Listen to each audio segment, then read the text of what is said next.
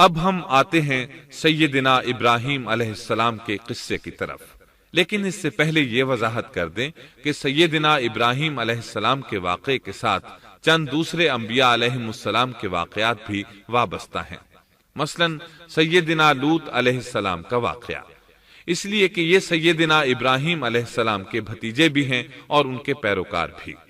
اسی طرح آپ کے صاحبزادوں سیدنا اسماعیل اور سیدنا اسحاق علیہم السلام کے واقعات ساتھ ساتھ چلتے ہیں۔ اس کی وجہ یہ ہے کہ سیدنا اسماعیل علیہ السلام کی ولادت کے وقت ابراہیم علیہ السلام کی عمر 87 سال تھی، اور سیدنا اسحاق علیہ السلام کی پیدائش کے وقت سیدنا ابراہیم علیہ السلام کی عمر 100 سال تھی، جبکہ سیدنا ابراہیم علیہ السلام کی کل عمر 175 سال ہوئی، اس لیے ان کے واقعات ساتھ ساتھ چلتے ہیں۔ ابراہیم علیہ السلام کا قصہ سناتے ہوئے ان حضرات کا ذکر ساتھ ساتھ ضرور آئے گا، تو آئیے شروع کرتے ہیں قصہ ابراہیم علیہ السلام کا۔ صالح علیہ السلام کے بعد اللہ تعالیٰ نے سیدنا ابراہیم علیہ السلام کو مبعوث فرمایا۔ ابراہیم علیہ السلام جد الانبیاء ہیں، عظیم المرتبت اور اولو العزم پیغمبر ہیں۔ آپ کے والد کا نام طارق تھا، جبکہ اس کا لقب آزر تھا۔ آزر مدد کرنے والے کو کہتے ہیں۔ یہ شخص اپنے قبیلے کے افراد کی مدد کیا کرتا تھا، غمخواری کرتا تھا، اس لیے اس کا لقب آزر مشہور ہو گیا تھا۔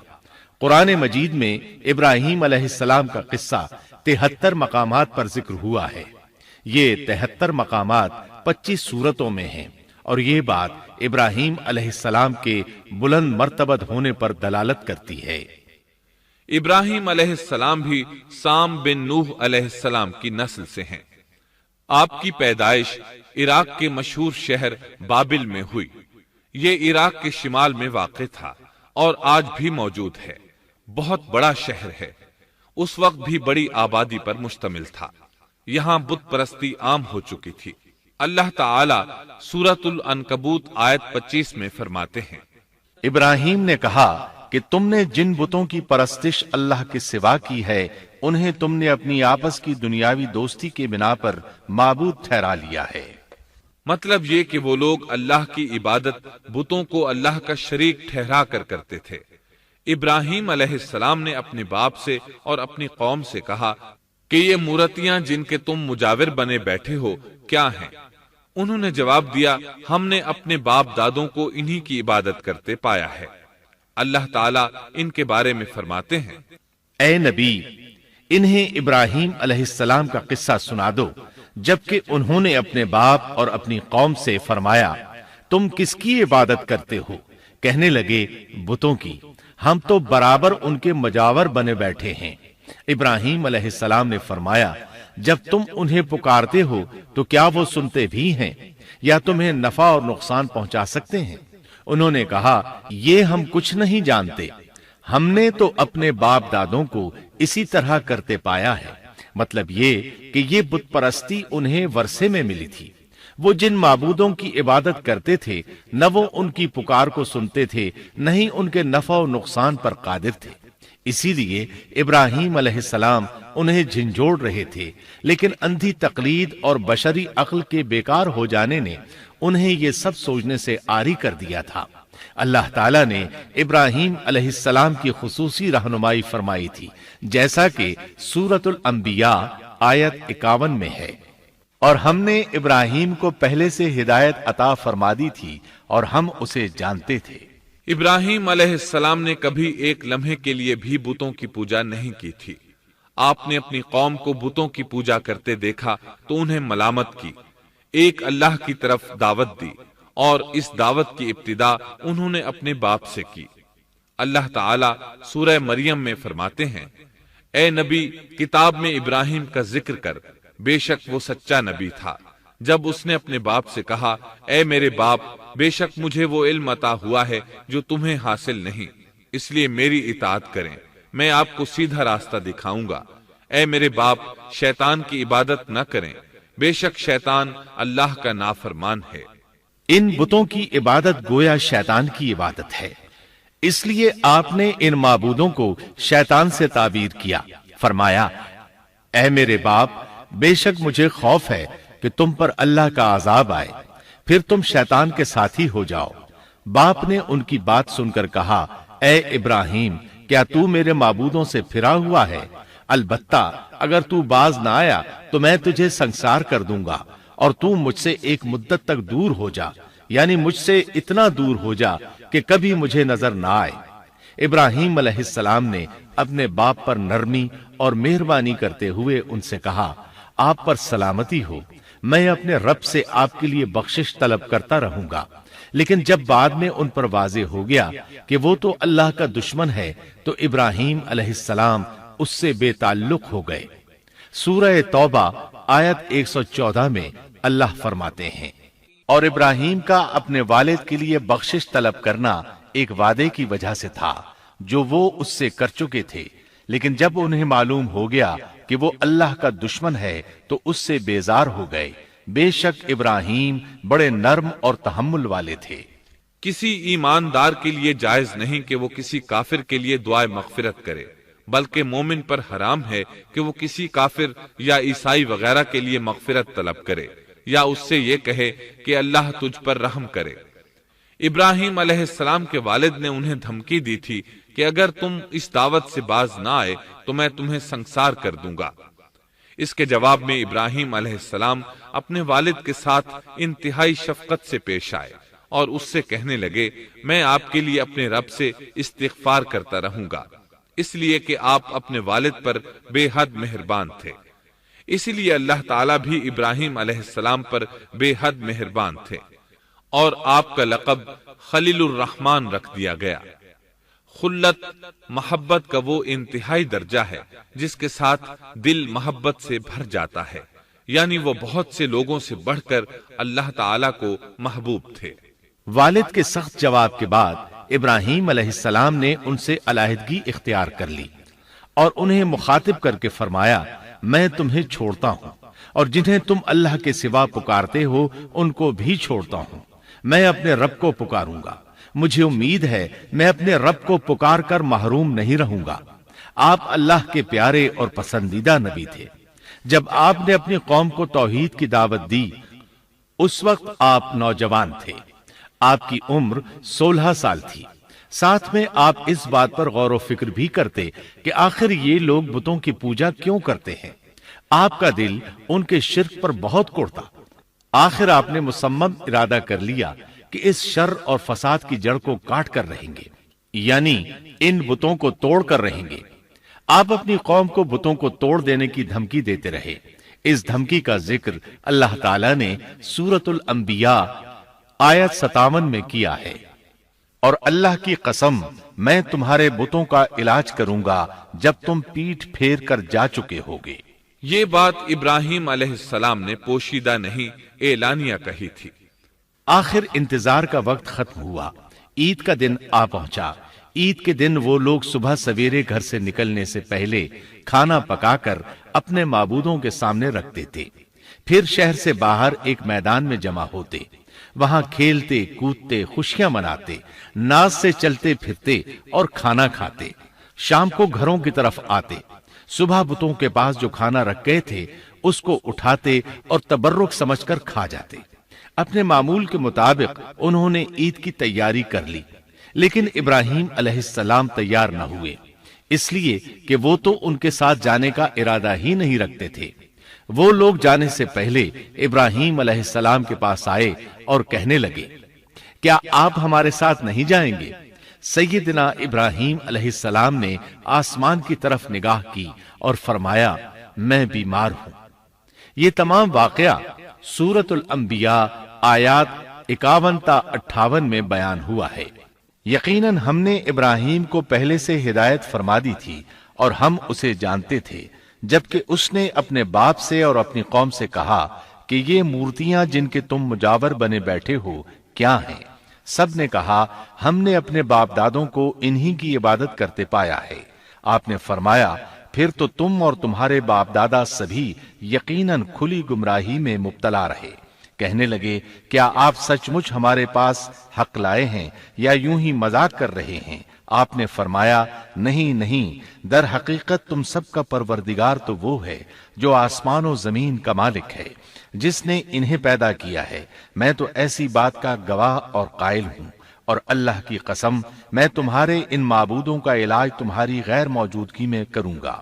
پس اس نے ان سب کے ٹکڑے کر دیے، البتہ صرف بڑے بت کو چھوڑ دیا، یہ اس لیے کیا کہ وہ سب اس کی طرف لوٹے۔ ابراہیم علیہ السلام نے لوگوں کے ساتھ عیدگاہ جانے سے انکار کیا اور عذر پیش کیا کہ وہ بیمار ہیں۔ وہ لوگ آپ کو چھوڑ کر چلے گئے۔ بعد میں ابراہیم علیہ السلام ان بتوں کے پاس گئے، دیکھا کہ ان کے سامنے کھانا پڑا ہے۔ چونکہ سب لوگ کھانا لائے تھے اس لیے یہ کھانا بہت زیادہ تھا، لیکن ان جھوٹے معبودوں نے اسے کھانا تو درکنار اس کو چھوا تک نہ تھا۔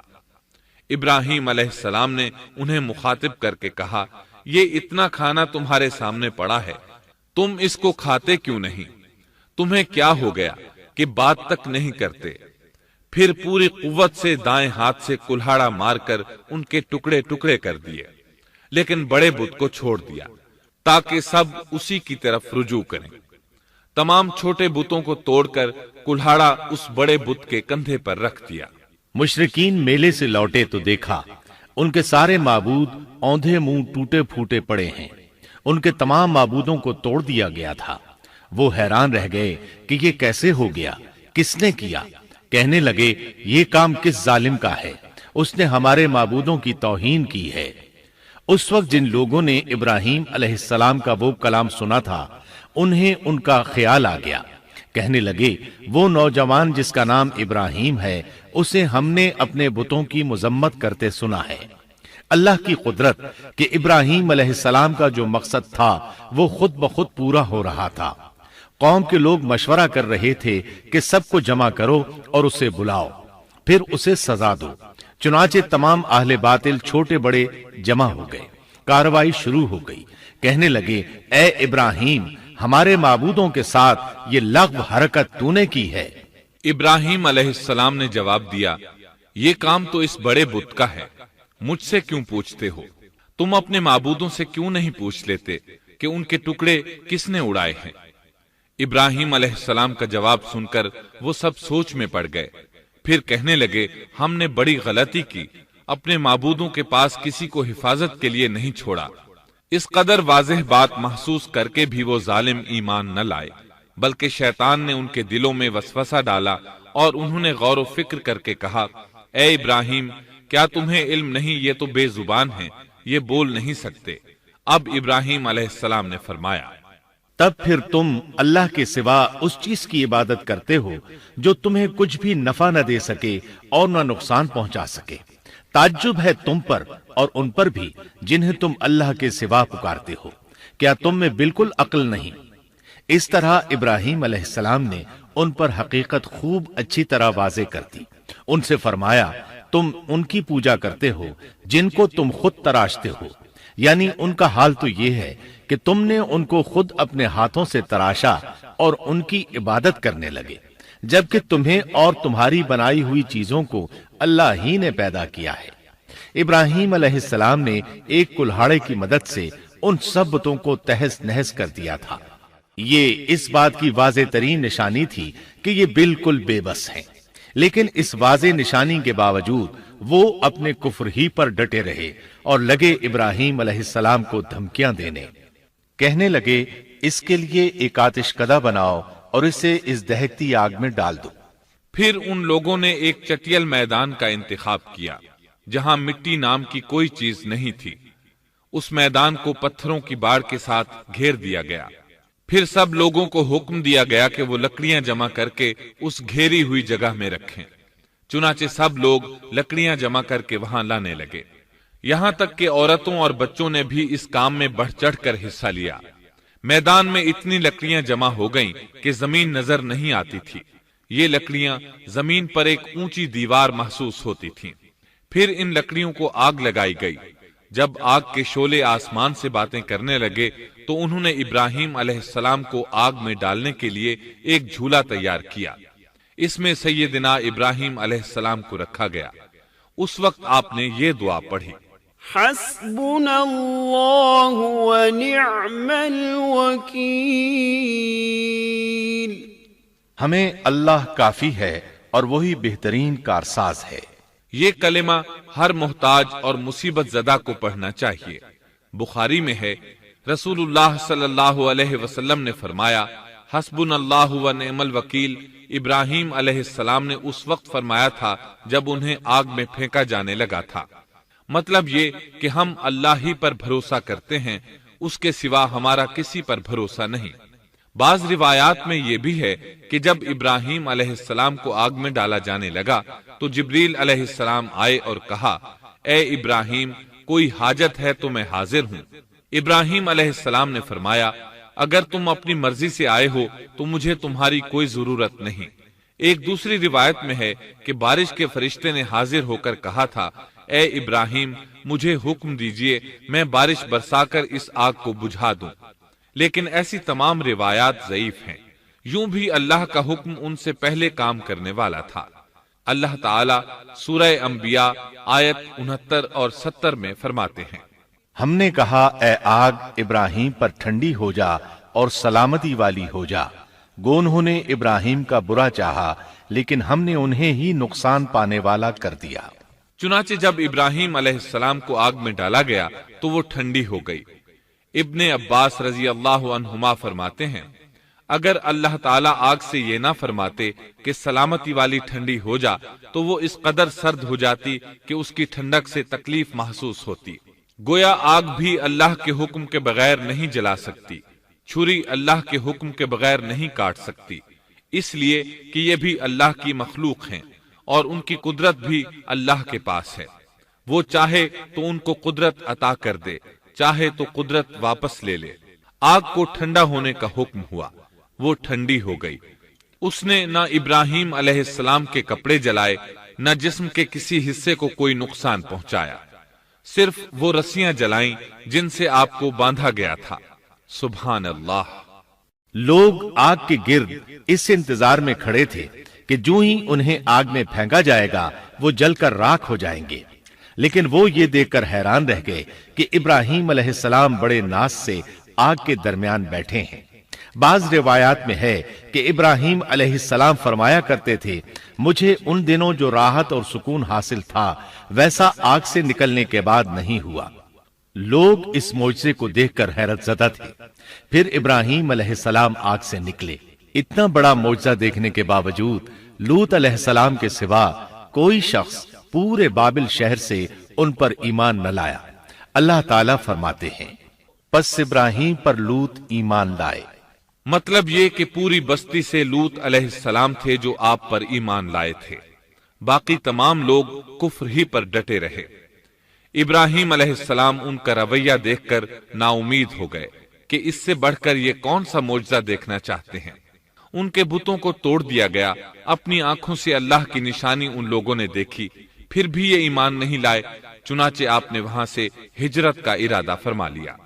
اس وقت بابل پر نمرود نامی بادشاہ کی حکومت تھی۔ کہا جاتا ہے کہ زمین کے بیشتر حصے پر اسی کی حکمرانی تھی۔ جب اس کے پاس یہ خبریں پہنچیں کہ ابراہیم علیہ السلام کو آگ میں ڈالا گیا لیکن آگ نے انہیں نہیں جلایا، تو اس نے ابراہیم علیہ السلام کو اپنے دربار میں پیش کرنے کا حکم دیا۔ ابراہیم علیہ السلام کو وہاں لایا گیا۔ نمرود نے ان سے ان کے رب کے بارے میں سوال کیا۔ اللہ تعالیٰ سورۃ البقرہ آیت 258 میں فرماتے ہیں، کیا تو نے اس شخص کو نہیں دیکھا جس نے ابراہیم سے اس کے رب کے متعلق جھگڑا کیا، اس لیے کہ اللہ نے اسے سلطنت دی تھی۔ ایک روایت میں ہے کہ 4 بادشاہوں نے زمین کے بیشتر حصے پر حکمرانی کی ہے، ان میں سے ایک نمرود ہے۔ نمرود اپنے وقت کا حاکم و بادشاہ تھا۔ ابراہیم علیہ السلام سے جب اس کی اللہ تعالیٰ کے بارے میں بات چیت ہوئی تو ابراہیم علیہ السلام نے کہا، میرا رب وہ ہے جو زندہ کرتا ہے اور مارتا ہے۔ جواب میں اس نے کہا، میں بھی زندہ کرتا ہوں اور مارتا ہوں۔ چنانچہ اس نے حکم دیا کہ جیل سے 2 آدمیوں کو لے آؤ۔ جیل سے 2 ایسے آدمیوں کو لایا گیا جن کے لیے سزائے موت کا فیصلہ ہو چکا تھا۔ اس نے ان میں سے ایک کے قتل کا حکم دیا، دوسرے کو معاف کر دیا۔ اس سے اس نے یہ ثابت کرنا چاہا کہ وہ بھی زندہ کر سکتا ہے اور موت دے سکتا ہے، اور کہنے لگا دیکھ لو میرے حکم سے لوگ مرتے ہیں اور میرے حکم سے انہیں زندگی ملتی ہے۔ اس کی بات سن کر ابراہیم علیہ السلام نے غور کیا کہ اگر وہ اس سے موت و حیات کے باریک فلسفے پر بحث کریں گے تو نمرود کا مقصد پورا ہو جائے گا اور میرا مقصد پورا نہیں ہو پائے گا۔ اس لیے بحث و مباحثے کی بجائے کوئی مضبوط دلیل پیش کر دی جائے تاکہ حق و باطل کے درمیان فرق واضح ہو جائے۔ چنانچہ آپ نے فرمایا بے شک اللہ سورج کو مشرق سے لاتا ہے، تو اس کو مغرب سے لے آ۔ کافر بادشاہ یہ سن کر مبہوت رہ گیا، اس کا سر جھک گیا۔ اللہ تعالیٰ فرماتے ہیں تب وہ کافر حیران رہ گیا اور اللہ نا انصافوں کو سیدھی راہ نہیں دکھاتا۔ ان تمام باتوں کے بعد نمرود کو یہ معلوم کرنے کی ضرورت نہیں رہی کہ ابراہیم علیہ السلام آگ سے کیسے نجات پا گئے، کیونکہ حقیقت اس پر آشکار ہو چکی تھی۔ وہ جان گیا تھا کہ اصل معاملہ کیا ہے۔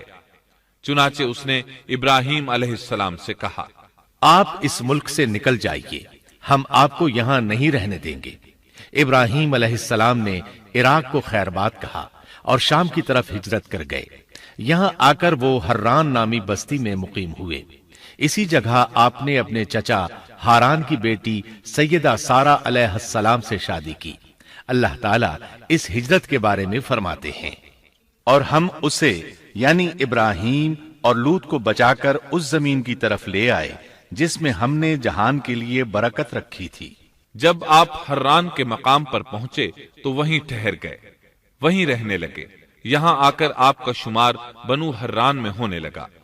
آپ لوگوں کو اسی شہر میں رہنے کی دعوت دیتے۔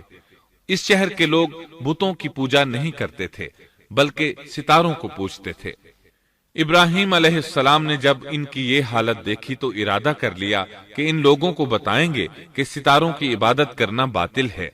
یہ لوگ چونکہ نجوم پرست تھے اس لیے ان کی عبادت کا وقت رات کو ہوتا تھا، اور یہ لوگ رات کے وقت عبادت کرتے تھے کیونکہ ان کے معبود یعنی ستارے رات ہی کو طلوع ہوتے ہیں۔ چنانچہ ابراہیم علیہ السلام انہیں یہ دکھانے کے لیے کہ ان چیزوں کی عبادت باطل ہے ایک دن ان کے ساتھ نکلے۔ اللہ نے آسمان کے دروازے کھول دیے تو ابراہیم علیہ السلام نے چاند، ستاروں، سیاروں اور آسمان و زمین کی سلطنت کو دیکھا۔ اللہ تعالیٰ نے ابراہیم علیہ السلام سے تمام پردے ختم کر دیے جو عام طور پر لوگوں کی آنکھوں پر ہوتے ہیں، اور انہوں نے وہ کچھ دیکھا جسے آج کی رصد گاہیں بھی نہیں دیکھ سکتی۔ اللہ تعالیٰ سورۃ الانعام آیت 75 میں فرماتے ہیں اور اسی طرح ہم نے ابراہیم کو آسمان اور زمین کی سلطنت کا مشاہدہ کرا دیا تاکہ وہ یقین کرنے والوں میں سے ہو جائے۔ بعض مفسرین نے لکھا ہے کہ یہ سب کچھ اللہ تعالیٰ نے ابراہیم علیہ السلام کو اس لیے دکھایا تھا کہ وہ ستاروں کی پرستش کرتے تھے۔ پھر اللہ تعالیٰ نے اپنی عبادت کی طرف ان کی رہنمائی فرمائی۔ جن مفسرین نے یہ بات لکھی وہ غلطی پر ہیں، کیونکہ ایک جلیل القدر رسول کے متعلق ایسا گمان کرنا کبیرہ گناہ ہے۔ آسمان اور زمین کی سلطنت اور دیگر معجزات دکھانے کے بعد اللہ تعالیٰ فرماتے ہیں آسمان اور زمین کی پیدائش یقیناً انسان کی پیدائش سے بہت بڑا کام ہے۔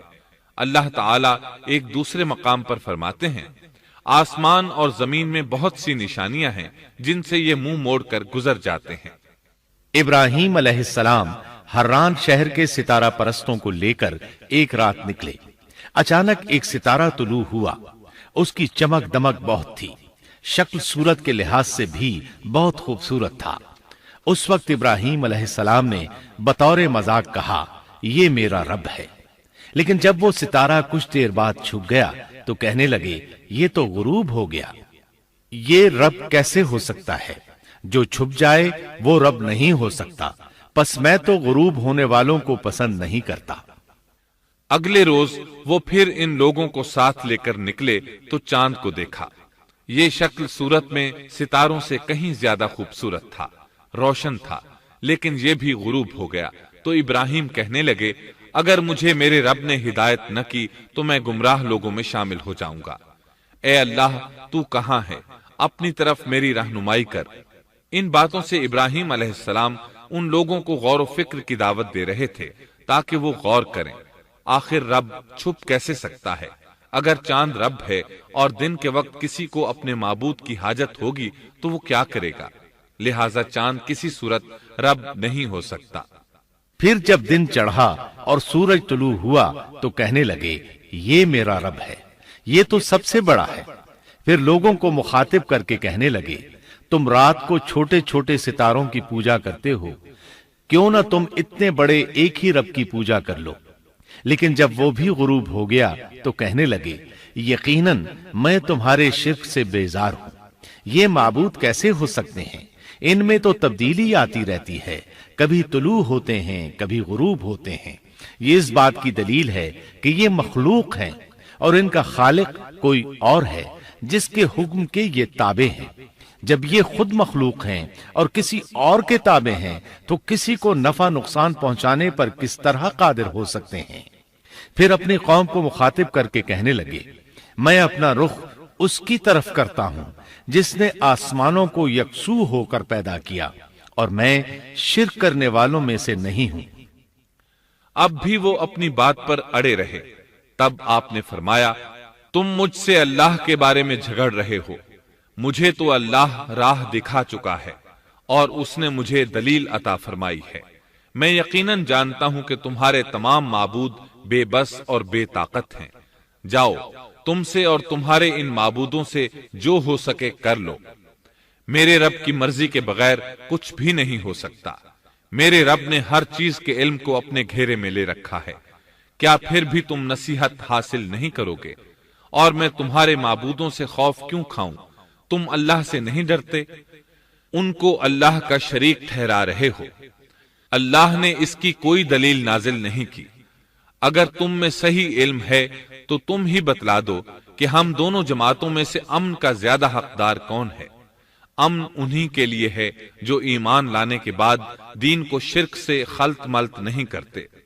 حقیقت میں ہدایت یافتہ وہی لوگ ہیں۔ یہی ہمارے وہ دلائل تھے جو ہم نے ابراہیم علیہ السلام کو ان کی قوم کے مقابلے میں عطا کیے تھے، اور ہم جسے چاہیں مرتبے میں بڑھا دیں۔ بے شک تیرا رب بڑی حکمت والا ہے۔ ان لوگوں نے پھر بھی کفر ہی کیا، کوئی بھی ایمان نہ لایا۔ چنانچہ ابراہیم علیہ السلام نے ایک بار پھر ہجرت کی اور مصر جا پہنچے۔ مصر کے بادشاہ کو خبر ملی کہ ایک شخص ہجرت کر کے آیا ہے اور اس کے ساتھ ایک عورت ہے، وہ بہت زیادہ حسین و جمیل ہے۔ چنانچہ اس ظالم نے اپنے کارندوں کو بھیجا کہ اس عورت کو میرے پاس لے آؤ، ساتھ ہی اس سے پوچھنا کہ تمہارے ساتھ جو آدمی ہے وہ کون ہے، اگر وہ اس کا خاوند ہو تو اسے قتل کر دینا۔ ادھر بادشاہ نے اپنے کارندوں کو حکم دیا، ادھر اللہ نے ابراہیم علیہ السلام کی طرف وحی بھیج دی۔ انہوں نے سارہ علیہ السلام سے کہا اگر وہ تجھ سے میرے بارے میں پوچھیں تو بتا دینا تم میری بہن ہو۔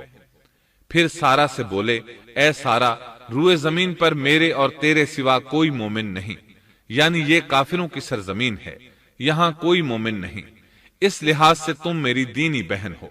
پھر بادشاہ نے ابراہیم علیہ السلام کو پیش کرنے کا حکم دیا۔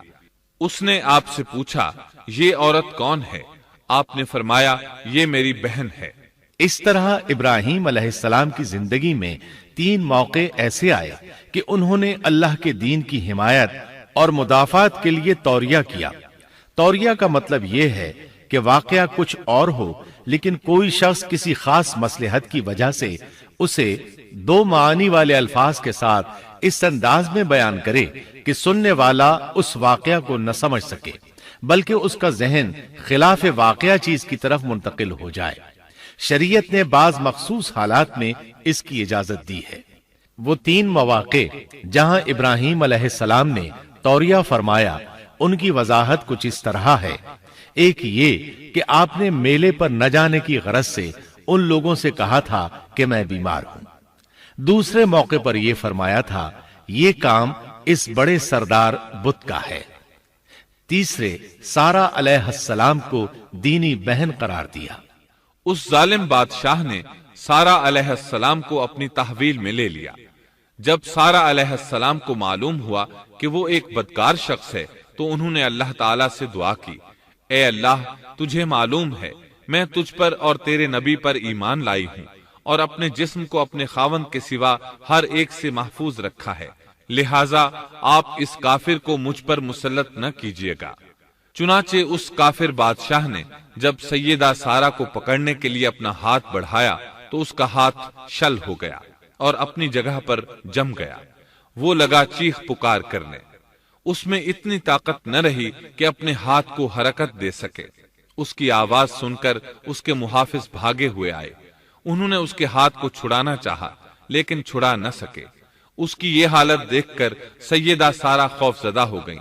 انہوں نے سوچا اگر یہ مر گیا تو لوگ کہیں گے اسے میں نے قتل کیا ہے، چنانچہ انہوں نے اللہ سے دعا کی کہ اسے چھوڑ دیا جائے۔ اللہ تعالیٰ نے آپ کی دعا قبول کر لی، اس کا ہاتھ ٹھیک ہو گیا، لیکن وہ ظالم پھر بھی نہ ڈرا۔ اس نے ایک بار پھر آپ کی طرف ہاتھ بڑھایا، اس کا ہاتھ پھر شل ہو گیا۔ سیدہ سارہ نے پھر دعا کی، وہ دوبارہ ٹھیک ہو گیا، وہ پھر بھی باز نہ آیا۔ تیسری بار پھر اس نے ان کی طرف ہاتھ بڑھایا، اس بار بھی اس کا ہاتھ شل ہو گیا۔ اب وہ سیدہ سارہ علیہ السلام سے کہنے لگا، اب کی بار اگر تو مجھے اس مصیبت سے نجات دلائے گی تو میں تجھے چھوڑ دوں گا اور کبھی تیرے آڑے نہیں آؤں گا۔ چنانچہ سیدہ سارہ علیہ السلام نے اللہ تعالی سے دعا کی، وہ ٹھیک ہو گیا۔ تب اس نے اپنے کارندوں کو آواز دی اور ان سے بولا، تم میرے پاس کسی انسان کو نہیں بلکہ سرکش جن کو لائے ہو۔ پھر اس نے انہیں رہا کر دیا، عزت و اکرام سے رخصت کیا اور ان کی خدمت کے لیے اپنی بیٹی ہاجرہ کو ساتھ کر دیا۔ سارہ علیہ السلام واپس لوٹیں تو دیکھا کہ ابراہیم علیہ السلام نماز پڑھ رہے ہیں۔ نماز کے بعد انہوں نے پوچھا، سارہ، اس نے تمہارے ساتھ کیا سلوک کیا؟ سیدہ سارہ علیہ السلام نے سارا واقعہ سنا دیا۔ سن کر آپ نے فرمایا، الحمدللہ۔ پھر بولے، اب ہم یہاں نہیں رہیں گے بلکہ واپس جائیں گے۔ چنانچہ آپ ایک بار پھر فلسطین میں آ گئے، وہیں اپنی زندگی بسر کرنے لگے۔ جب آپ فلسطین میں مستقل طور پر رہائش پذیر ہوئے تو لوط علیہ السلام بھی آپ کے ساتھ تھے۔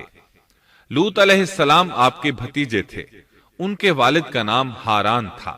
یہ بچپن ہی سے سیدنا ابراہیم علیہ السلام کے زیر سایہ رہے، انہی کے ہاں پرورش پائی، اس لیے دین حق فوراً قبول کر لیا۔ جب سیدنا ابراہیم علیہ السلام نے عراق سے شام کی طرف ہجرت کی تو یہ آپ کے ساتھ تھے، وہاں سے حران گئے، تب بھی ساتھ تھے۔ پھر مصر کی طرف ہجرت کی تو بھی لوط علیہ السلام ان کے ساتھ تھے۔ آخرکار جب آپ نے مصر کو بھی خیر بات کہا اور فلسطین آ گئے تب بھی یہ ساتھ تھے۔ اب ابراہیم علیہ السلام نے لوط علیہ السلام کو حکم دیا کہ وہ بستی سدوم کی طرف چلے جائیں، اس لیے کہ اس بستی کے لوگ کفر کی انتہائی گہرائی میں جا چکے ہیں، انہیں کفر و شرک سے نکالنے کے لیے وہاں جائیں، انہیں اللہ کے احکام سنائیں، اللہ کی طرف دعوت دیں۔ چنانچہ لوط علیہ السلام تو اس طرف روانہ ہو گئے اور ادھر فلسطین میں صرف 3 مسلمان رہ گئے، ابراہیم علیہ السلام، ان کی زوجہ محترمہ سیدہ سارہ اور سیدہ ہاجرہ علیہم السلام وہیں رہائش پذیر رہے اور لوگوں کو مسلسل اللہ کی طرف دعوت دیتے رہے۔ یہاں یہ بے شمار مال و دولت کے بھی مالک بن گئے۔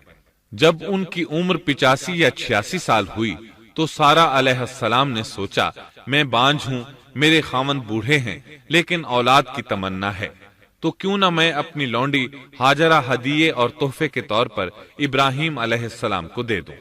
چنانچہ ہاجرہ ابراہیم علیہ السلام کو مل گئیں، انہوں نے ان سے شادی کر لی۔ اللہ رب العزت نے جلد ہی ان کے بطن سے آپ کو اسماعیل علیہ السلام عطا فرمائے۔ ہاجرہ علیہ السلام کے ماں بننے پر اور ان کی اولاد کو دیکھ کر سیدہ سارہ علیہ السلام کو فطری طور پر غیرت کا احساس ہوا۔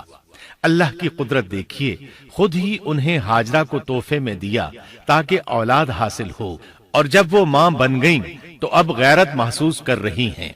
اپنی اس کیفیت سے مجبور ہو کر سیدہ سارہ نے ابراہیم علیہ السلام سے کہا، آپ مجھے اس کے ساتھ ایک جگہ پر نہ رکھیں۔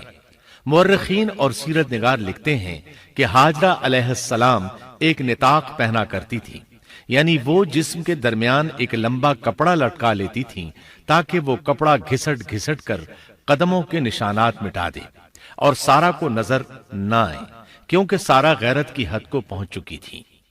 ابراہیم علیہ السلام نے جب سارا علیہ السلام کے اندر غیرت کے آثار دیکھے تو ہاجرہ کو ان کی نگاہوں سے دور کر دیا۔ ادھر اللہ کا حکم بھی نازل ہو گیا کہ اپنی بیوی ہاجرہ اور دودھ پیتے بچے اسماعیل کو ساتھ لے لیں اور مکہ کی طرف رخ کر لیں۔ ابراہیم علیہ السلام مکہ کی طرف روانہ ہوئے، یہاں تک کہ مکہ پہنچ گئے۔ یہ جگہ اس وقت بالکل ویران اور بے آباد تھی، نہ کوئی انسان تھا، نہ پانی، نہ نباتات کے آثار تھے، غرض کوئی چیز نظر نہیں آتی تھی، بس پہاڑوں کے درمیان ایک بے آب و گیاہ میدان تھا۔ یہی وہ مقدس اور تاریخی وادی تھی جہاں ابراہیم علیہ السلام اپنی زوجہ اور لخت جگر کو چھوڑ کر واپس پلٹے۔ سیدہ ہاجرہ علیہ السلام کو بہت حیرت ہوئی، انہیں یہ امید نہیں تھی کہ ان کے خاوند انہیں ایک بے آباد جگہ تنہا چھوڑ کر چل دیں گے، اس پر بچے کی ذمہ داری الگ تھی۔ چنانچہ انہوں نے ابراہیم علیہ السلام کو آواز دی، لیکن انہوں نے مڑ کر بھی نہ دیکھا۔ اب وہ ان کے پیچھے آئیں اور قریب پہنچ کر بولی، اے ابراہیم، ہمیں کہاں چھوڑے جا رہے ہو؟ یہاں نہ پانی، نہ خوراک، نہ کوئی انسان۔ ابراہیم علیہ السلام نے پھر بھی کوئی جواب نہ دیا، کوئی پریشانی بھی ظاہر نہ کی اور چلتے رہے۔ سیدہ ہاجرہ بھی آپ کے پیچھے چلتی رہیں اور پوچھتی رہیں کہ ہمیں کس کے حوالے کر کے جا رہے ہیں؟ یہاں تو کوئی بھی جاندار نہیں، مکمل طور پر بے آباد علاقہ ہے۔ لیکن انہوں نے اب بھی کوئی توجہ نہ دی۔ آخر سیدہ ہاجرہ نے کہا، کیا آپ کو اللہ نے اس کام کا حکم دیا ہے؟ اب آپ نے جواب میں فرمایا، ہاں۔ تب سیدہ ہاجرہ بولی، اگر یہ بات ہے تو اللہ تعالی ہرگز ہمیں ضائع نہیں ہونے دے گا۔ جب انسان اللہ کے احکام کو بجا لائے تو اس کے دل سے فقر و فاقے کا خوف نکل جاتا ہے اور اللہ اسے طرح طرح کے انعامات سے نوازتا ہے۔ انسان جب تک اللہ کے احکام کو بجا لاتا رہے گا تب تک اللہ کی نصرت اور اس کی تائید شامل حال رہے گی۔ چنانچہ جوں ہی ہاجرہ علیہ السلام کو پتا چلا کہ انہیں تنہا چھوڑ جانا اللہ کے حکم کی بنا پر ہے تو فوراً یقین بھرے لہجے میں بولی، تب اللہ ہمیں ضائع نہیں کرے گا۔ یہ کہہ کر وہ اپنے شیر خوار بچے کی طرف پلٹ گئیں۔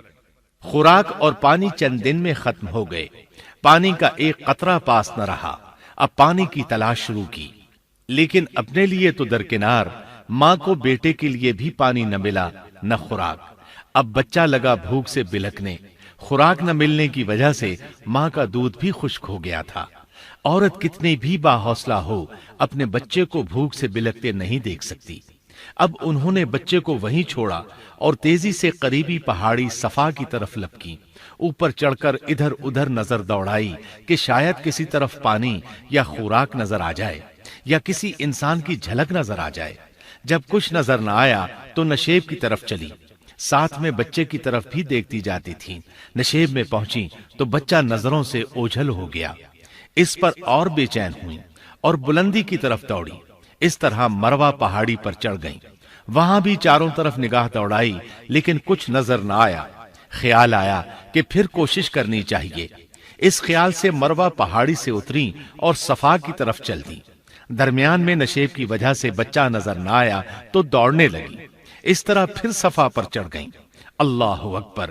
ایک تو عورت ذات کمزور، پھر بھوک پیاس سے نڈھال، اس پر کس قدر سعی اور کوشش میں مصروف، وہ بھی اپنے بچے کے لیے۔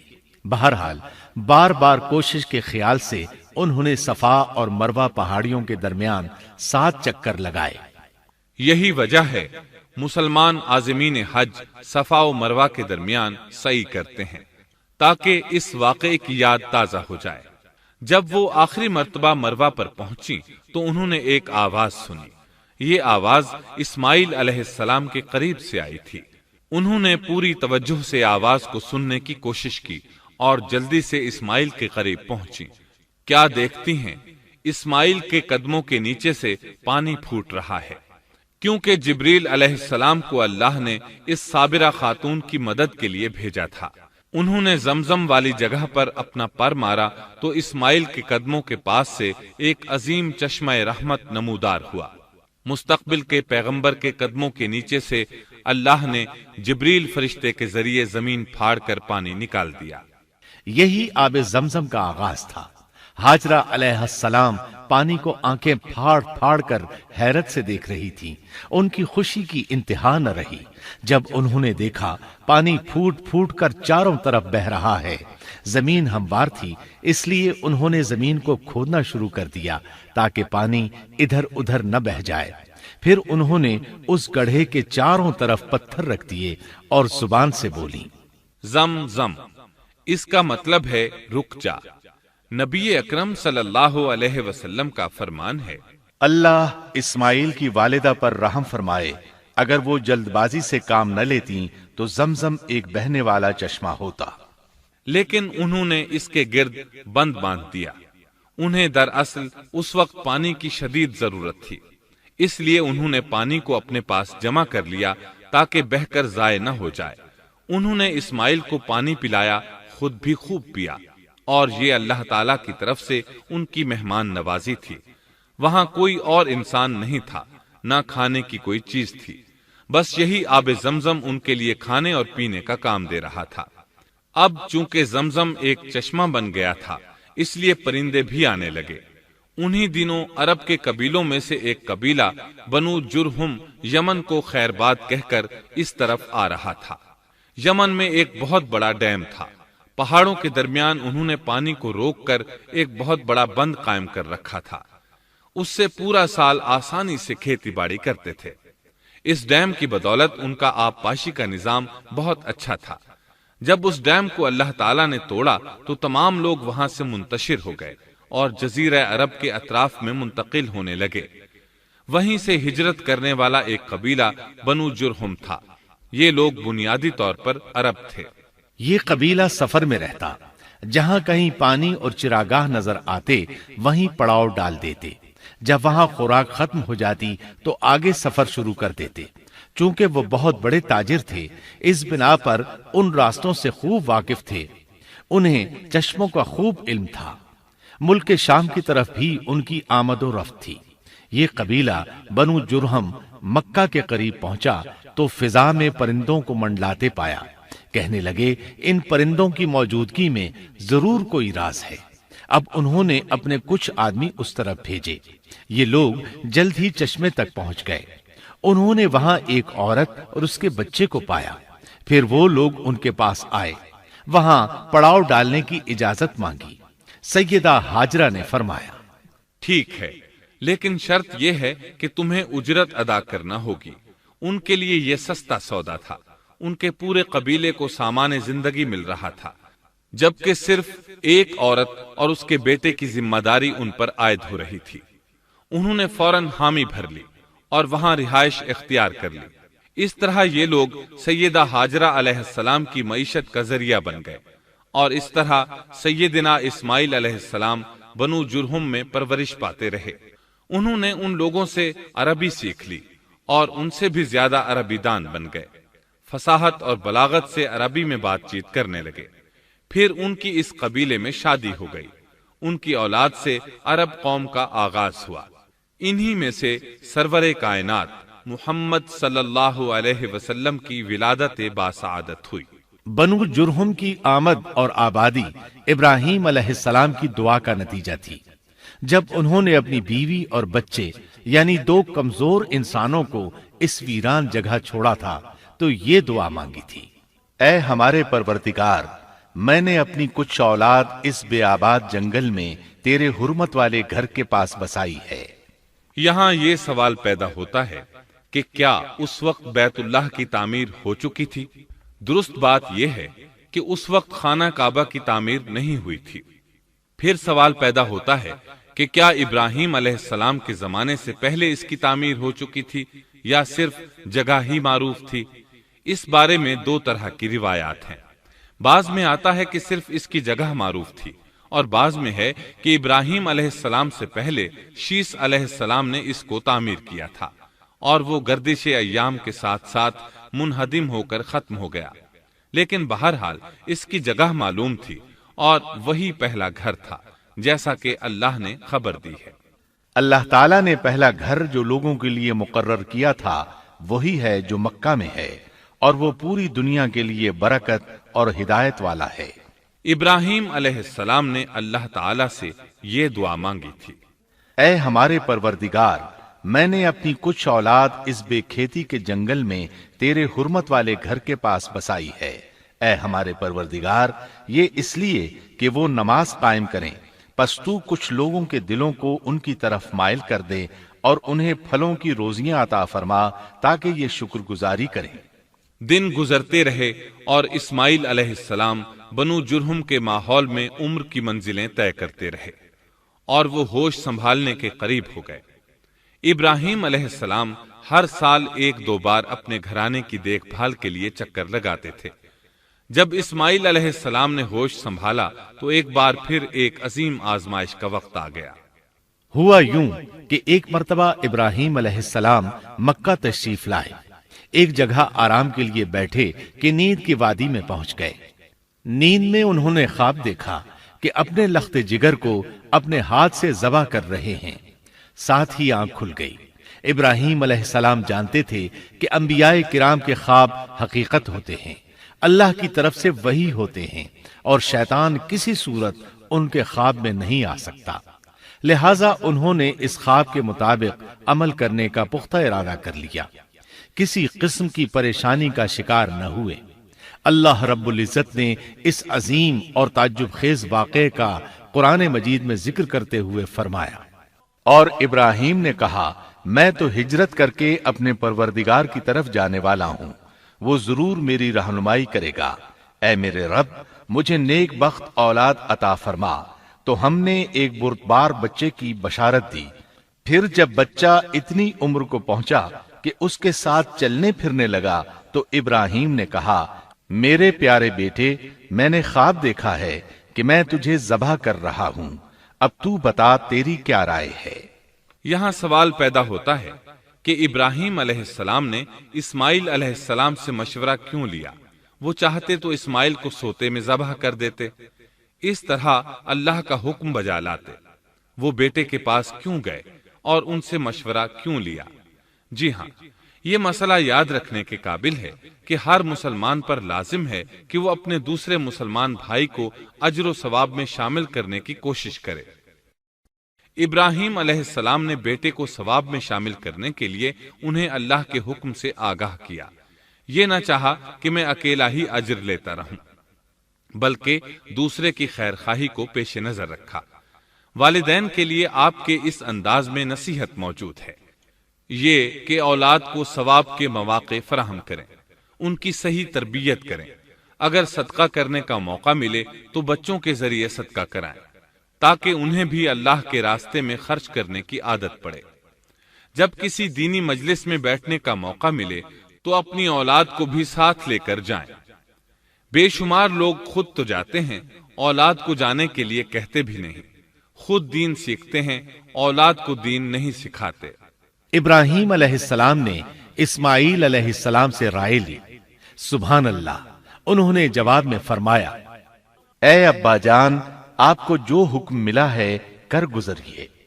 یہ نہیں کہا کہ مجھے تو حکم نہیں ہوا، بلکہ فوراً سر تسلیم خم کر دیا، اس لیے کہ وہ جانتے تھے انبیاء کا خواب حقیقت پر مبنی ہوتا ہے، اللہ کی وحی ہوتا ہے، اس لیے بالکل پریشانی ظاہر نہ کی۔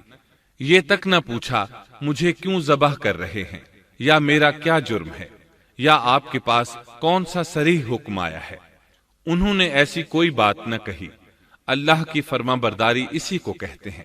چنانچہ اپنے باپ سے کہا، اے ابا جان، آپ کو جو حکم ہوا ہے اس کو کر گزریے، انشاءاللہ آپ مجھے صبر کرنے والوں میں پائیں گے۔ علماء کرام فرماتے ہیں اس جملے سے ان کا انتہائی ادب اور احترام شامل ہے، اور اس میں زبردست توکل موجود ہے۔ یہ نہیں کہا کہ آپ مجھے صبر کرنے والوں میں سے پائیں گے، بلکہ آپ نے اللہ کی مشیت کو جملے میں شامل کیا اور فرمایا، انشاءاللہ آپ مجھے صبر کرنے والوں میں سے پائیں گے۔ لہٰذا مسلمانوں کو دھوکے میں نہیں پڑنا چاہیے۔ یہ نہ کہے میں سفر کروں گا، میں فلاں کام کروں گا، میں فلاں کام کے کرنے کی طاقت رکھتا ہوں، بلکہ یوں کہے اللہ نے چاہا تو میں سفر کروں گا، اللہ نے چاہا تو فلاں کام کروں گا۔ اپنے علم اور طاقت کے دھوکے میں پڑنا سراسر نادانی ہے۔ ہر چیز کا تعلق اللہ سے قائم کرے، جیسا کہ اللہ تعالیٰ فرماتے ہیں، اور ہرگز ہرگز کسی کام پر یوں نہ کہنا کہ میں اسے کل کروں گا، مگر ساتھ ہی انشاءاللہ کہہ لینا۔ اپنی زبان کو اللہ کے ذکر سے سجا کر رکھو اور ہمیشہ اپنے معاملات کو اللہ کی طرف لوٹاؤ۔ بہرحال باپ بیٹا دونوں ہی مصمم ارادے کے ساتھ اللہ کا حکم پورا کرنے کے لیے پیش ہو گئے۔ اسماعیل علیہ السلام نے اپنے والد محترم سیدنا ابراہیم علیہ السلام سے کہا، جب آپ مجھے ذبح کرنے لگیں تو میری پیشانی کو زمین پر رکھ دیجیے گا تاکہ آپ کو میرا چہرہ نظر نہ آئے اور کہیں آپ کے ہاتھ رک نہ جائیں۔ اب ابراہیم علیہ السلام نے بیٹے کی پیشانی پکڑ کر زمین پر لٹا دیا، جیسا کہ اللہ تعالیٰ نے فرمایا۔ جب دونوں مطیع ہو گئے اور ابراہیم نے اسے پیشانی کے بل لٹا دیا، اب انہوں نے چھری پکڑی اور گردن پر چلا دی، لیکن چھری نے گردن نہ کاٹی، بالکل اسی طرح جیسے آگ نے ابراہیم کو نہیں جلایا تھا، اس لیے کہ چھری میں کاٹنے کی طاقت اور آگ میں جلانے کی صلاحیت اللہ کے حکم کے بغیر نہیں آ سکتی۔ اللہ نے دونوں سے یہ طاقتیں سلب کر لی۔ اب ابراہیم زور لگا رہے ہیں، ادھر اسماعیل علیہ السلام کہہ رہے ہیں، ابا جان جلدی کیجئے، چھری چلائیے۔ اللہ تعالیٰ نے اس واقعے کا ذکر یوں فرمایا ہے، جب وہ دونوں مطیع ہو گئے اور ابراہیم نے اسے پیشانی کے بل لٹا دیا۔ اس مطیع ہونے سے مراد اللہ کے حکم کو نافذ کرنا ہے۔ اب ظاہر ہے مطیع تو وہ پہلے بھی تھے، لیکن یہاں اسلما یعنی مطیع ہونے سے مراد کامل اسلام ہے۔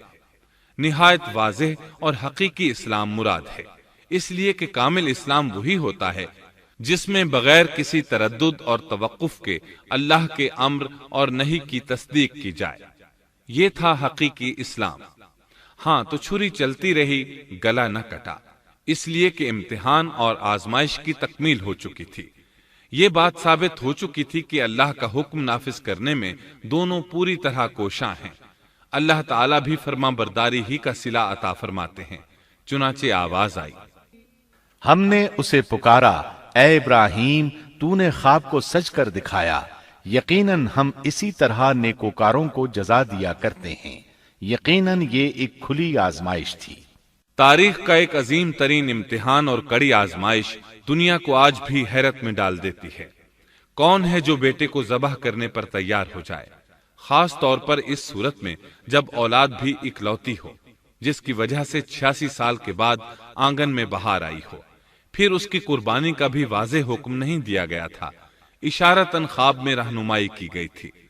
آپ کہہ سکتے تھے یہ قتل اور سنگین جرم ہے، کہہ سکتے تھے اپنے بیٹے کو کس جرم میں قتل کروں، لیکن آپ نے بغیر کسی تعامل کے سر تسلیم خم کر دیا اور اس عظیم امتحان میں کامیاب ہوئے۔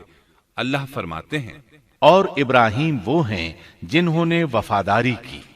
اس آیت میں یہ نہیں بتایا گیا کہ کس چیز میں وفاداری کی، اس لیے کہ وہ تو ہر معاملے میں مکمل طور پر وفاداری کا مظاہرہ کر چکے تھے۔ آگ میں ڈالے جانے والا معاملہ، بیوی اور بچے کو لق و دق میدان میں چھوڑ آنے کا معاملہ، پھر ذبح کا امتحان، تعمیر بیت اللہ کی مشقت، غرض ہر معاملے میں وفادار تھے، حتیٰ کہ اپنا مال اللہ کے راستے میں خرچ کرنے میں اس قدر وفادار کہ ابو زیفان کے لقب سے مشہور ہو گئے۔ اس کا معنی ہے مہمان نواز۔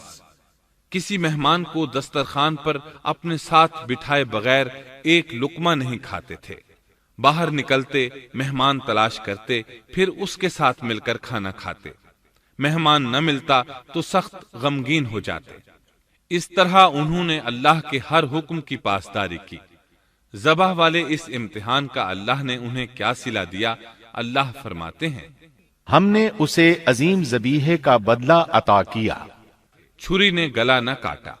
ایسے میں ابراہیم علیہ السلام نے ایک آواز سنی۔ آواز پیچھے سے آئی تھی۔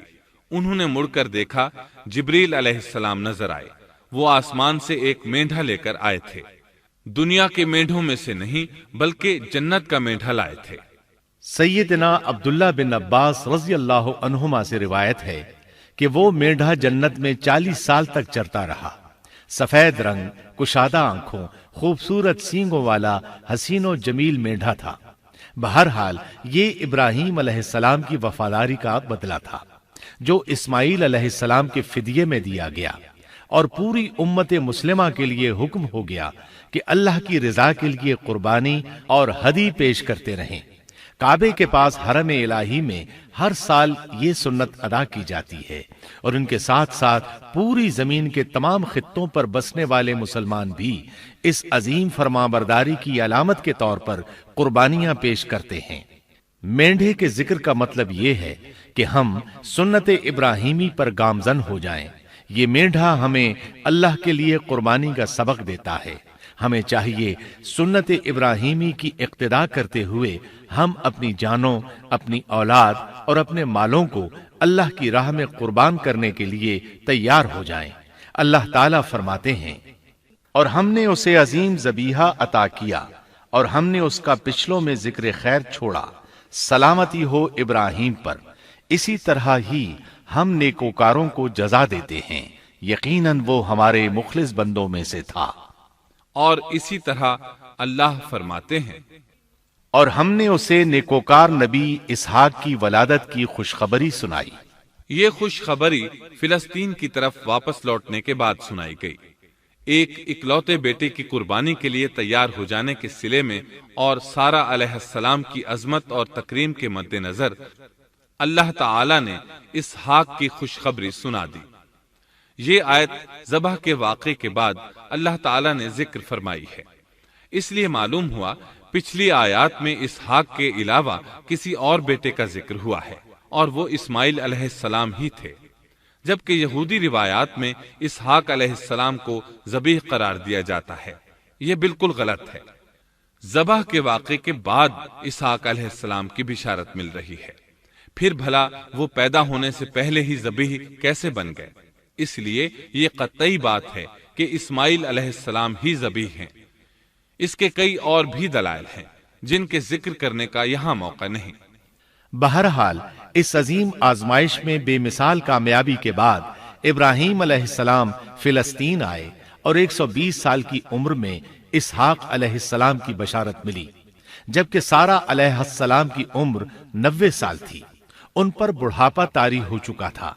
ऐसे में 3 फरिश्ते आए। वो तो कौम लूत की तबाही के लिए आए थे। रास्ते में अल्लाह के हुक्म से इब्राहीम अलैहिस्सलाम और उनकी अहलिया सारा को खुशखबरी सुनाई, और इस गरज के लिए वो इंसानी शक्ल में आए थे। इब्राहीम अलैहिस्सलाम तो पहले ही बहुत मेहमान नवाज थे। उन्हें देखकर बहुत खुश हुए कि मेहमान आ गए। फरिश्तों ने उन्हें सलाम किया। इब्राहीम अलैहिस्सलाम ने सलाम का जवाब दिया। वो हैरत ज़दा थे कि ये लोग उनकी बस्ती के रहने वाले तो हैं नहीं, लेकिन उन पर सफर के निशानात भी नहीं हैं, जैसा कि दूर से चलकर आने वालों में होते हैं। न उनके पास सवारियां हैं। कुरान मजीद में आता है, फरिश्तों ने सलाम किया तो इब्राहीम ने भी सलाम किया और दिल में ख्याल किया ये अजनबी लोग हैं। फिर वो अपनी मेहमान नवाजी की आदत के मुताबिक उन्हें अंदर ले आए, उनके लिए खाने का इंतजाम किया। अल्लाह ताला फरमाते हैं, हमारे भेजे हुए फरिश्ते इब्राहीम के पास खुशखबरी लेकर आए तो उन्होंने सलाम किया। इब्राहीम ने सलाम का जवाब दिया और फौरन भुना हुआ बछड़ा ले आए, और बछड़ा भी मोटा था। उनके सामने खाना पेश किया, लेकिन वो भला कब खाने की तरफ हाथ बढ़ाने वाले थे। ये देखकर इब्राहीम अलैहिस्सलाम ने खौफ महसूस किया कि कहीं ये दुश्मन न हो। उस वक्त फरिश्तों ने कहा, इब्राहीम न डर, हम तो कौम लूत की तरफ भेजे गए हैं। जब उन्होंने ये बातें की तो सारा अलैहिस्सलाम पास खड़ी थीं। वो हंसने लगी। वो खुश खबरी से पहले क्यों हंस पड़ी? उलमा इस बारे में कहते हैं कि जब उन्होंने सुना ये फरिश्ते लूत अलैहिस्सलाम की बस्ती को तबाह करने जा रहे हैं तो उनके खात्मे की खबर सुनकर वो हंसती। इसके बाद फरिश्तों ने ये खुशखबरी सुनाई, हमने उसे इसहाक की पैदाइश की खुशखबरी दी और इसहाक के बाद याकूब पोते की भी खुशखबरी दी। बहुत जल्द ही हम इसहाक से तेरी वीरान गोद को आबाद करेंगे اور تو اپنی زندگی میں اس کے بیٹے یعقوب کو بھی دیکھ لے گی۔ اب 3 بشارتیں جمع ہو گئیں۔ بیٹا پیدا ہوگا، لمبی عمر ملے گی یعنی بیٹا جوان ہوگا، اور پھر وہ اپنے پوتے کو بھی دیکھے گی۔ اس سے بڑھ کر کیا عزت اور تکریم ہو سکتی ہے؟ اس لیے جب نبی کریم صلی اللہ علیہ وسلم سے پوچھا گیا کریم یعنی عزت والا کون ہے، تو آپ نے فرمایا کریم بن کریم بن کریم بن کریم، یعنی یوسف بن یعقوب بن اسحاق بن ابراہیم علیہ السلام۔ مطلب یہ کہ نبی بن نبی بن نبی بن نبی۔ یہ یوسف علیہ السلام کی شان ہے کہ خود بھی کریم، باپ بھی کریم، دادا بھی کریم اور پردادا بھی کریم۔ اس سے بڑھ کر عزت افزائی کیا ہو سکتی ہے؟ بہرحال فرشتوں نے انہیں خوشخبری دی۔ پھر انہوں نے ابراہیم کو ایک صاحب علم لڑکے کی بشارت دی۔ خوشخبری سن کر سیدہ سارہ حیران ہوئی، مارے حیرت کے منہ سے ہلکی سی چیخ نکل گئی۔ انہوں نے اپنے رخسار پر ہاتھ مارا جیسا کہ عورتوں کی عادت ہوتی ہے، کہنے لگی ہائے افسوس، کیا میں بچہ جنوں گی حالانکہ میں بانجھ ہوں اور میرے خاوند بوڑھے ہیں؟ یہ تو حیرت کی بات ہے۔ ایک دوسری جگہ اللہ تعالیٰ نے یہ الفاظ فرمائے، کہنے لگی میں بوڑھی اور بانجھ ہوں، بھلا میں بچے کو کیسے جنم دوں گی؟ اس پر فرشتوں نے کہا تو اللہ کے حکم پر تعجب کرتی ہے، اے اہل بیت، یہ تو اللہ کی تم پر رحمت اور برکت ہے، وہ بہت بزرگ اور قابل تعریف ہے۔ دوسری آیت میں ہے انہوں نے کہا اسی طرح تیرے رب نے فیصلہ کیا ہے اور ہمیں کہا ہے، یقیناً وہ بہت حکمت والا ہے اور علم رکھنے والا ہے۔ یہ تھی اسحاق علیہ السلام کی ولادت کی خوشخبری۔ ابراہیم علیہ السلام مکے میں سیدنا اسماعیل علیہ السلام سے ملنے کے لیے آتے رہتے تھے۔ ایک روز آئے تو ان سے کہا اے میرے بیٹے، اللہ تعالیٰ نے مجھے حکم دیا ہے کہ اس مقام پر اللہ کا گھر تعمیر کرنا۔ اسماعیل علیہ السلام نے فوراً کہا میں حاضر ہوں۔ اس طرح انہوں نے کھدائی شروع کی۔ ایسے میں انہیں شیش علیہ السلام کی تعمیر کے آثار نظر آئے۔ انہوں نے اس پر تعمیر شروع کر دی۔ ایک روایت میں یہ بھی ہے کہ انہوں نے فرشتوں والی بنیادوں کے آثار بھی دیکھے۔ نبی کریم صلی اللہ علیہ وسلم کی جوانی کے دنوں میں جب مکے کے قریش نے کعبے کی تعمیر نئے سرے سے کی تو انہوں نے اس کی بنیادوں کو گہرا کرنا چاہا۔ وہ کھدائی کرتے ان سبز پتھروں تک پہنچ گئے جو پہاڑوں کی چوٹیوں کی طرح نظر آ رہے تھے۔ انہوں نے ان پتھروں کو نکالنا چاہا۔ ایک شخص نے کدال کے ذریعے ایک پتھر کو باہر نکالا تو اس کے نیچے سے اتنا نور نکلنے لگا کہ قریب تھا وہ شخص اندھا ہو جاتا۔ پھر پتھر خود بخود نیچے جا گرا اور اپنی جگہ پر جم گیا۔ اس کے بعد لوگوں نے ان پتھروں کو ہاتھ نہ لگایا اور تعمیر شروع کر دی۔ قرآن مجید میں تعمیر کعبہ اور بیت اللہ کا تذکرہ اس طرح آیا ہے، اور جب ہم نے بیت اللہ کے مکان میں ابراہیم کو جگہ دی اور فرمایا کہ میرے ساتھ شرک نہ کرنا اور میرے گھر کو طواف، قیام اور رکوع و سجود کرنے والوں کے لیے پاک رکھنا، اور فرمایا بے شک لوگوں کے لیے جو پہلا گھر تعمیر کیا گیا ہے وہ مکہ میں ہے، وہ جہان والوں کے لیے برکت اور ہدایت کا ذریعہ ہے، اس میں واضح نشانیاں ہیں، مثلا مقام ابراہیم، تو جو کوئی حرم میں داخل ہوگا وہ امن میں آ جائے گا۔ اور یاد کرو اس وقت کو جب ابراہیم کو اس کے پروردگار نے کئی باتوں کے ذریعے آزمایا، وہ ان میں پورے اترے تو اللہ نے فرمایا میں آپ کو تمام لوگوں کا امام بنا رہا ہوں۔ ابراہیم نے کہا اے میرے رب، میری اولاد میں سے بھی امام بنائیے۔ جواب میں اللہ نے فرمایا میرا امامت کا وعدہ ظالم لوگوں کے لیے نہیں ہے۔ اور اس وقت کو یاد کرو جب ہم نے بیت اللہ کو ثواب اور امن کی جگہ بنا دیا اور لوگوں نے مقام ابراہیم کو جائے نماز بنا لیا۔ ہم نے ابراہیم کو حکم دیا کہ میرے گھر کو طواف، اعتکاف، رکوع اور سجود کے لیے پاک رکھو، اور وہ وقت بھی یاد رکھو جب ابراہیم نے دعا کی اے پروردگار اس شہر کو امن والا بنا دے اور اس کے مومن بندوں کو پھلوں کا رزق عطا کر۔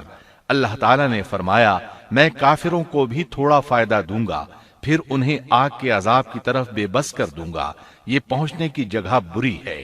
اور وہ وقت یاد کرو جب ابراہیم اور اسماعیل بیت اللہ کی بنیادوں کو بلند کر رہے تھے اور دعا مانگ رہے تھے، اے ہمارے رب، ہماری محنت کو قبول فرما، تو دعا کو سننے والا، جاننے والا ہے، اور ہمیں اپنا فرما بردار بنا، ہماری اولاد میں سے بھی ایک فرما بردار گروہ بنا، اور ہمیں عبادت کا طریقہ سکھا، اور ہم پر رجوع فرما، کیونکہ تو ہی توبہ قبول کرنے اور رحم فرمانے والا ہے۔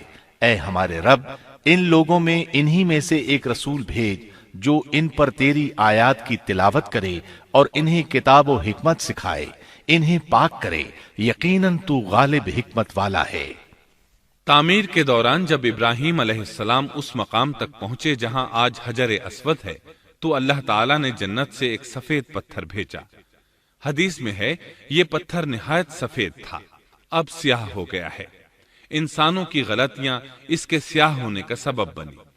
جب دیواریں انسانی قد کے برابر ہو گئیں تو اسماعیل علیہ السلام ایک پتھر لے آئے۔ اب ابراہیم علیہ السلام اس پتھر پر کھڑے ہوئے، وہ ننگے پاؤں تھے۔ اسی وقت پتھر پگھل گیا، ان کے پاؤں اس کے اندر کسی قدر دھنس گئے، پتھر پر ان کے پیروں کے نشانات آ گئے۔ اسی پتھر کو آج مقام ابراہیم کہا جاتا ہے۔ پہلے یہ پتھر بیت اللہ کی دیواروں کے ساتھ رکھا گیا تھا۔ جب لوگ طواف کے لیے آتے تو سیدنا ابراہیم کے پیروں کے نشانات دیکھنے کے لیے یہاں ہجوم ہو جاتا۔ اس طرح طواف کرنے والوں کو دقت کا سامنا ہوتا۔ سیدنا عمر رضی اللہ عنہ نے صحابہ کرام کے مشورے سے اس پتھر کو اس جگہ سے قدرے ہٹا کر نماز کی صفوں کے قریب کر دیا تاکہ طواف کرنے والوں کو دقت نہ ہو۔ یہ مقام بہت مقدس ہے۔ اللہ نے فرمایا ہے، تم مقام ابراہیم کو جائے نماز مقرر کر لو۔ مقام ابراہیم کے قریب اس کے پیچھے ہو کر نماز پڑھنے کا موقع مل جائے تو لازماً وہاں 2 رکعت ادا کیا کرو۔ موقع نہ ملے تو پھر پوری مسجد حرام میں طواف سے فراغت والی 2 رکعت پڑھ لیا کرو۔ اس طرح کعبہ تعمیر ہوا۔ تب نیا حکم آیا، لوگوں میں جو استطاعت رکھے اس پر اللہ کے لیے حج بیت اللہ فرض ہے، اور جو شخص جان بوجھ کر اعراض کرے تو اللہ جہانوں سے بے نیاز ہے اور اسے اس کی کوئی پرواہ نہیں۔ ادھر ابراہیم علیہ السلام کو اللہ تعالی کی طرف سے اشارہ ہوا، لوگوں میں حج کا اعلان کر دیں۔ ابراہیم علیہ السلام کہنے لگے، اللہ میری آواز بھلا کس کس تک پہنچے گی؟ جواب آیا، آپ کے ذمے آواز لگانا ہے، پہنچانا ہمارا کام ہے۔ چنانچہ آپ عرفات کے ایک پہاڑ پر چڑھے اور آواز لگائی، لوگو بیت الحرام کا حج کرو۔ اللہ تعالیٰ نے معجزانہ طور پر یہ آواز تمام انسانوں تک پہنچا دی، خواہ وہ پیدا ہوئے تھے یا نہیں۔ دوسرا معجزہ یہ ہوا کہ اللہ نے بیت اللہ اور اس کے حج کی محبت لوگوں کے دلوں میں ڈال دی۔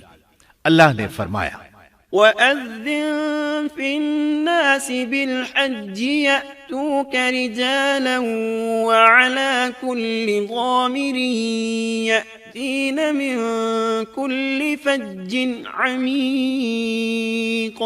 اور آپ لوگوں میں حج کا اعلان کر دیں، وہ آپ کی طرف پیدل بھی آئیں گے اور دبلے پتلے اونٹوں پر بھی دور دور سے آئیں گے۔ اس طرح لوگ پیدل اور سوار ہو کر کثرت سے حج کے لیے آنے لگے اور یہ ویران علاقہ آباد ہونے لگا۔ یہ تھے حالات اور واقعات ابراہیم علیہ السلام کے۔ آپ نے 175 سال کی عمر میں وفات پائی۔ آپ سے پہلے سیدہ ہاجرہ علیہ السلام نے وفات پائی اور ان کی وفات سے کچھ ہی عرصہ بعد سیدہ سارہ علیہ السلام 127 سال کی عمر میں فوت ہو گئیں۔ ان دونوں کی وفات کے بعد آپ غمگین رہنے لگے۔ آخر اتنی مدت تک ساتھ رہا تھا۔ آپ خلیل الرحمن تھے، آپ پر صحیفے بھی نازل ہوئے، آپ اللہ کے بے حد شکر گزار تھے۔